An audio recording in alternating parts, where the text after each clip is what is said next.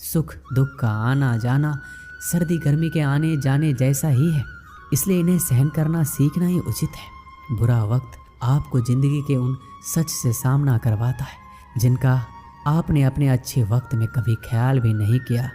खुद को मजबूत करने का असली मजा ही तब है जब सारी दुनिया मिलकर आपको कमज़ोर करने में लगी हो।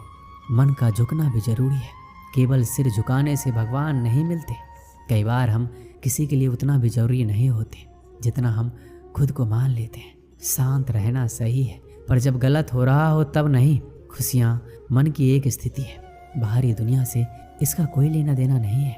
हे मेरे श्री कृष्ण, सुख देना तो इतना देना कि मन में अहंकार ना आए, और दुख देना तो बस इतना देना कि आस्था ना चली जाए। श्री कृष्ण कहते हैं, दौलत सिर्फ रहन सहन का स्तर बदल सकती है, बुद्धि नियत और तकदीर नहीं। यादें तो जिंदगी का खजाना है, बाकी तो सबको खाली हाथ ही जाना है।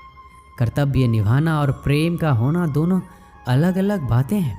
हम ज़्यादातर सभी रिश्तों में कर्तव्य ही निभाते हैं और कर्तव्य को हम प्रेम मानकर जीते हैं। मशहूर होने का शौक़ किसे है? हमें तो हमारे अपने ही पहचान ले तो हम खुश हो जाते हैं। मैं खुद भी अपने लिए अजनबी हूँ, मुझे गैर कहने वाली तेरी बात में दम है। मुश्किल कोई आ जाए तो डरने से क्या होगा, जीने की तरकीब निकालो, मरने से क्या होगा।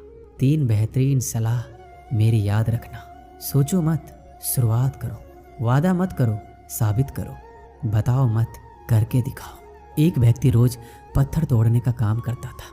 वह घर से थोड़ा दूर बड़े से पर्वत के पत्थर तोड़ता और अपना जीवन यापन करता। एक दिन उस व्यक्ति ने सोचा कि हम जीवन भर यही काम करते रहेंगे, क्या हमारे जिंदगी में कभी आराम नहीं मिलेगा। ये बात सुनते ही उसके मन में एक असंतुष्टि की भावना उत्पन्न हो गया। वह अपने आप को कोसने लगा। असंतुष्टि की भावना के कारण उसे रातों में नींद आना बंद हो गया। वह हमेशा सोचने लगा कि मुझे बड़ा बनना है। एक रात जब वह सो रहा था तब उसे एक सपना दिखाई दिया। जब वह पत्थर तोड़ने जा रहा था उसे रास्ते में एक बड़ा सा बंगला दिखाई दिया। उसने सोचा, ये बंगला ही सबसे बड़ा है, ये मेरे पास होना चाहिए। बहुत देर तक बंगले को देखता रहा। कुछ देर बाद एक व्यक्ति आया जिसको सभी लोगों ने फूलों का माला पहनाया और जय जयकार करने लगा। वह व्यक्ति कोई राजनेता था। उस पत्थर तोड़ने वाले ने सोचा कि ये बंगला तो बड़ा नहीं है, बड़ा तो यह व्यक्ति है जिसको सब इतना आदर सत्कार कर रहे हैं।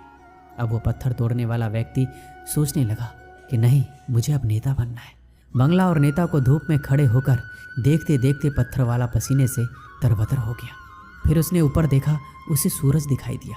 तब उसने सोचा, सबसे बड़ा यह सूरज है जो इतना ऊपर चमक कर सबको रोशनी दे रहा है। मुझे भी कितना पसीने से तरबतर कर दिया, मुझे तो अब सूरज बनना है।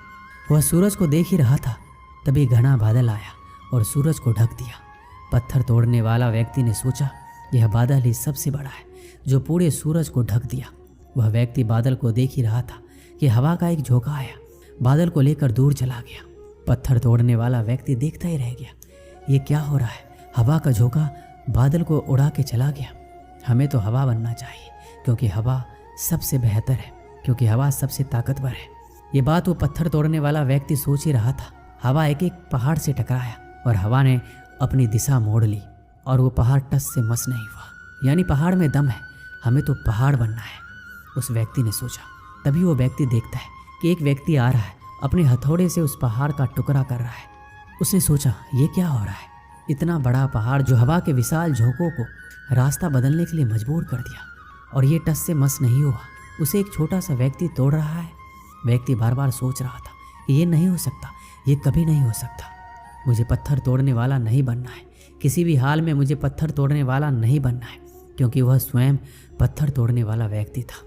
उसकी आंखों के सामने आ रहा था, एक व्यक्ति पहाड़ के टुकड़े टुकड़े कर रहा है। उसकी आंखें खुल गई। फिर उसने सोचा, मैं जो हूँ, जिस हाल में हूँ, मैं ठीक हूँ, यानी सबसे बड़ा मैं हूँ जो इस पहाड़ को तोड़ रहा हूँ। ईश्वर ने सबको अलग बनाया है, आप दूसरों की नकल करके ईश्वर का अपमान ना कीजिए। इस कहानी से हमें यही सीख मिलती है कि हमारे पास जो चीज़ उपलब्ध है हम उसकी इज्जत नहीं करते, हम हमेशा दूसरों को देखते हैं उसके पास क्या है जो हमारे पास नहीं है। इसी चक्कर में हम असंतुष्ट और दीनहीन भावना महसूस करते हैं। यदि आपको जीवन में आगे बढ़ना है तो अपने आप को हमेशा आशावादी बनाए रखिए। आशा ही जीवन है। आप जो हैं ठीक है, कुछ कमी है तो उसे दूर करने का प्रयास कीजिए। कोई भी व्यक्ति, कोई भी पद 100% अच्छा नहीं होता, कुछ ना कुछ उसमें कमी